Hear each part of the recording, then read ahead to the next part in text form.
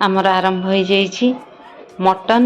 आज मटन हूँ वर्षा पाग को मटन तो मटन बसई आपण मैंने देखुं। नमस्कार, जय जगन्नाथ। सस्मिता भूमिया यूट्यूब चैनल रे आपण मानक स्वागत। तो स्पेशली आज मटन हूँ आ भाकुर माछ एटा हूँ मटन बसई तापर माछ साधा कहीं आम दिज आमिष खाइबू आउ समस्त भेज कहीं आमिष खाआंती। तो बहुत दिन पर तो आगो को तो निश्चय कहबी। तो एबे तो पूजा मार्केट भसाणी हो जाइए पुणी भसाणी आज अच्छी जेहेतु आज संडे भल भल मेढ़ 4-5टा रही आज भी भसाणी अच्छी। तेणु मटन किए आनिब घरे तो कहीं नहांती। हजबैंड ड्यूटी पलैछंती, छुआ माने आमिष खाआंती नहीं तो आछुअंती भी नहीं।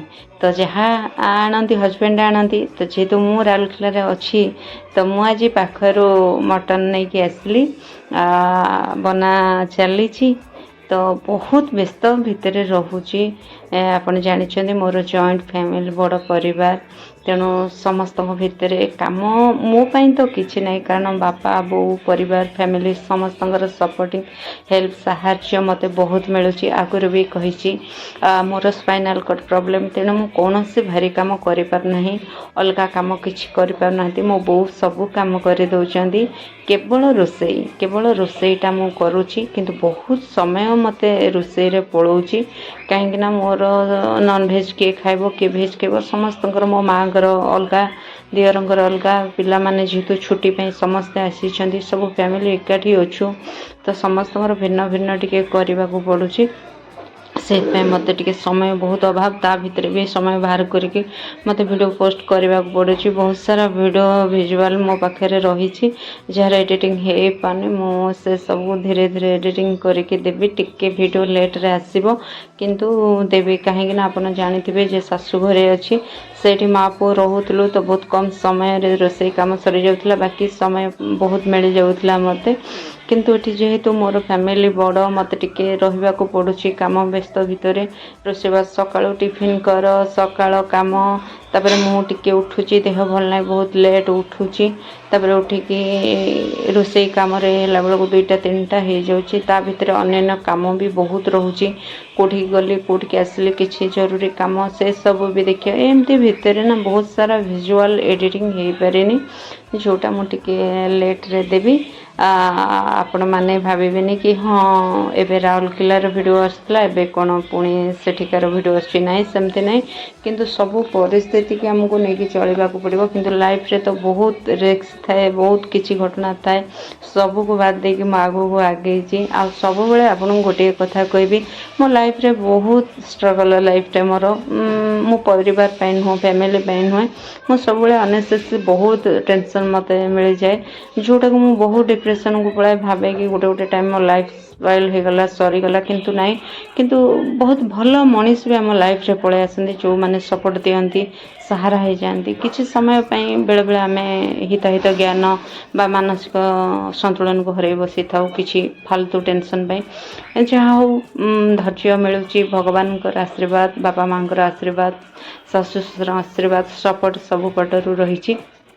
सबुठ बड़ कथा हूँ मोर बहुत भल सांग बहुत भल बंधु जड़े तर सपोर्ट पाई मो बंचा शिखुची। लाइफ रो सब जिनस को धीरे धीरे बुझा चेष्टा कर। मो लाइफ रे बहुत किसी घटना भूल शिकार होती, मिछर शिकार होती, तो धोकार शिकार होती, बहुत घटनार शिकार होती। किंतु बेले बेले कौटी ना कौटी भगवान भल लोक को रखी था कि भल से आसी थाए जिते किसी खराब हुए आ खराब करुवा मनीष मैंने सब बेले जदि खराब न करेंगे ना तांकु यही शक्ति भगवान न देवे खराब रास्ता खराब करवा अन्य को क्षति पहुँचेवा अन्य को बर्बाद करवा जदि यहीटा गोटे शत्रु न करिवो ना ताले आपनको लाइफ सेठू आरंभ हो पारिबनी, आपनकर उन्नत पथ सेठू आरंभ हो पारिबनी। मु किछि समय पय भाबी देइथिली कि मो लाइफ रे किछि नाही, किंतु मु बहुत भल अछि जेहेतु भगवान सेया करंतु जो माने भी खराब चिंता करूछंती बा खराब करबा को चाहुछंती तांको भगवान सेही बुद्धि दियंतु, सेही रास्ता दियंतु, सेही चला पथरे ସେମାନେ ଚାଲୁଥାନ୍ତୁ ଜୀବନ ସାରା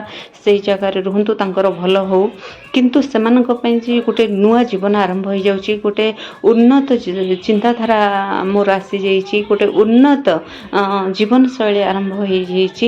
ମୁଁ ବହୁତ ଖୁସି। ଯଦି ଏଭଳି କାର୍ଯ୍ୟ ଅନ୍ୟ ଜରିଆରେ ନହେବ ତାହେଲେ ଗୋଟେ ମଣିଷ ସେଠୁ କେବେ ଲାଇଫ୍ର ଅର୍ଥ ବୁଝିପାରିବନି, ସେଇଠୁ ଗୋଟେ ନୂଆ ଜୀବନ ସେ ଆରମ୍ଭ କରିପାରିବନି, ସେଇଠୁ ଗୋଟେ ମଧୁର ଏବଂ ସୁନ୍ଦର ଭବିଷ୍ୟତକୁ ସେ ଦେଖାଇ ପାରିବନି। ଯେତେବେଳେ କିଛି ଶିକ୍ଷା ମିଳିଥାଏ, ଯେତେବେଳେ କିଛି ଘଟଣା ଘଟିଥାଏ, ତା ପରର ଯେଉଁ ଘଟଣା, ତା ପରର ଯେଉଁ ସୁନ୍ଦର ଭବିଷ୍ୟତଟି ଆରମ୍ଭ ହୁଏ, ସୁନ୍ଦର ଏବଂ ସରଳ ମିଠା ଯେଉଁ ଆରମ୍ଭ ହୁଏ ଜୀବନ, ସେଇଟାକୁ ଆପଣ ଅପେକ୍ଷା ଧୈର୍ଯ୍ୟର ସହିତ ଉପଭୋଗ କରିବା ପାଇଁ ସବୁ ଜିନିଷକୁ ସାମ୍ନା କରନ୍ତୁ। ଯାହା ବି ହେଉଛି ଭଲ ହେଉଛି, ଆଗକୁ ଯାହା ବି ହେବ ସମସ୍ତଙ୍କ ଲାଇଫ୍ରେ କିଛି ନା କିଛି ଥାଏ, କିନ୍ତୁ ନିହାତି ଭଲ ହେବ। କୌଣସି ଛୋଟ ବଡ଼ ଜିନିଷକୁ ଫାଲତୁ ଟାଇମ୍ ନ ଦେଇକରି ବ୍ୟକ୍ତିଗତ ଭାବରେ ସମୟ ଦିଅନ୍ତୁ। ନିଜ କର୍ମକୁ, ନିଜ ଦାୟିତ୍ୱକୁ, ନିଜର ଯାହା ବି ଅଛି, ନିଜର ଜୀବନଶୈଳୀକୁ ତାକୁ ସମୟ ଦିଅନ୍ତୁ। ଦେଖିବେ ବହୁତ କିଛି ହେବ। ସେମିତି କ୍ୟାରେକ୍ଟର ସବୁବେଳେ ସେଇ ଜାଗାରେ ଥାଉ, ସେଇ ଜାଗାରେ ରହିକି ସେ ତୁମର ଖରାପ ଚିନ୍ତା କରୁ, ଖରାପ ଷଡ଼ଯନ୍ତ୍ର କରୁ ଏବଂ ତୁମକୁ ହତାଶ ପଥରେ ସେ ଆଗେଇ ଚାଲୁ। ଭଗବାନଙ୍କୁ ଡାକନ୍ତୁ, ସେ ସଫଳ ହଉ ତା କୁକର୍ମ ବୁଦ୍ଧିରେ, କିନ୍ତୁ ଆପଣଙ୍କୁ ନିହାତି ରାସ୍ତା ମିଳିଯିବ। ଏଇଟା ମୁଁ ଗ୍ୟାରେଣ୍ଟି ସହିତ କହୁଛି, କାରଣ ମୋ ସାଙ୍ଗରେ ଯାହା ବିତିଛି ମୁଁ ସେଇଟା କହୁଛି। ନିହାତି ଭଲ ହେବ, ନିହାତି ଭଲ ହେବ, ମାନେ ବହୁତ ଭଲ। ଯେଉଁ ଭଲକୁ କେବେ ଆମେ କଳ୍ପନା କରିନଥାଉ ସେମିତି କିଛି ଭଲ ହୋଇଥାଏ। ତେଣୁ କିଛି କାଗଜ ଉଡ଼ି ଯାଉଛି ତ କିଛି ଶୁଖିଲା ପତ୍ର ଉଡ଼ି ଯାଉଛି, ତା ଉପରେ ନଜର ଦିଅ ନାହିଁ, ତାକୁ ତା ରାସ୍ତାରେ ଉଡ଼ିବାକୁ ଦିଅ। କିନ୍ତୁ ଆପଣ ପଥର ହେଇକି ସବୁବେଳେ ରାସ୍ତା ଉପରେ ଥାନ୍ତୁ। ସେମିତି ପଥର ହେଇକି ଆପଣ ଥିବେ, ସେମିତି ଆପଣ ପଥର ଭଳି ଗଡ଼ୁଥିବେ, କିନ୍ତୁ ପତ୍ର ହେବା ପାଇଁ ଚେଷ୍ଟା କରନ୍ତୁ। ଲୋକ ଚେଷ୍ଟା କରିବେ ନିଆଁ ଲଗାଇବା ପାଇଁ, କିନ୍ତୁ ତାକୁ ଛାଡ଼ି ଦିଅନ୍ତୁ ତା ବାଟରେ। ଏଇ ଜିନିଷ କହିଲେ ଆପଣଙ୍କ ଜୀବନରେ ହେଉ, ମୋ ଜୀବନରେ, ପ୍ରତ୍ୟେକ ଜୀବନରେ ଏମିତି କେହି ଗୋଟେ ଦୁଷ୍ଟ ଚରିତ୍ର ଥାଏ, ଦୁଷ୍ଟ ମଣିଷ ଥାଏ ସମସ୍ତଙ୍କ ଭାଗ୍ୟରେ, ସମସ୍ତଙ୍କ ଜୀବନରେ। ଏଇ ତ ହେଉଛି ଆରମ୍ଭ। ଏଇ ହେଉଛି ଭଗବାନ ଯେତେବେଳେ ଗୋଟେ ଭଲ ରାସ୍ତା ଦେଖାନ୍ତି, ଭଲ ସୁନ୍ଦର ଭବିଷ୍ୟତଟିଏ ଗଢ଼ାନ୍ତି, ଭଲ ସୁନ୍ଦର ମଣିଷଟିଏ ରିଟର୍ଣ୍ଣ କରନ୍ତି, ସେତେବେଳେ କିଛି ନା କିଛି ଆପଣଙ୍କ ଲାଇଫ୍ରେ ଘଟିବ। ତାହେଲେ ସେଇ ଜିନିଷଟି ହିଁ ଆପଣଙ୍କ ଜୀବନରୁ ଦୂରେଇବ, ଖରାପ ଜିନିଷ ଦୂରେଇବ, ଭଲ ଜିନିଷ ଆପଣଙ୍କ ଜୀବନକୁ ଆସିବ। ତେଣୁ ଆମେ ସେତିକି ବେଳେ ଭାବି ଦେଇଥାଉ ଗୋଟେ ବହୁତ ଖରାପ ସମୟ ଆସିଗଲା, ଖରାପ ପରିସ୍ଥିତି ଆସିଗଲା, କ'ଣ ହେବ? କିନ୍ତୁ ନାହିଁ, କିନ୍ତୁ ତା ପଛରେ ଆପଣ ଦେଖିବାକୁ ଚେଷ୍ଟା କରିବେ ଏତେ ସାରା ଖୁସି, ଏତେ ସାରା ସୁନ୍ଦର ଭବିଷ୍ୟତ ଆପଣଙ୍କୁ ଅପେକ୍ଷା କରିଛି। ସେଇଟା ଧୈର୍ଯ୍ୟର ସହିତ ସାମ୍ନା କରିବା ଦରକାର ପ୍ରତ୍ୟେକ ମଣିଷ। କିନ୍ତୁ ମୁଁ ତ ମୋ ଲାଇଫ୍ ଭିତରେ କେବେ ମୋ ଫ୍ୟାମିଲି ପାଇଁ, ପରିବାର ପାଇଁ, ଆତ୍ମୀୟଙ୍କ ପାଇଁ କେବେ ଅସୁବିଧାରେ ପଡ଼ିନାହିଁ ଏବଂ ଅନ୍ୟର ବିଶ୍ୱାସରେ ଧୋକା ଖାଇଛି, ଅନ୍ୟକୁ ବନ୍ଧୁତା ଭାବିବାରେ ଧୋକା ଖାଇଛି, ଅନ୍ୟକୁ ନିଜର ମୋତେ ସମସ୍ତେ ମିଛ କୁହନ୍ତି।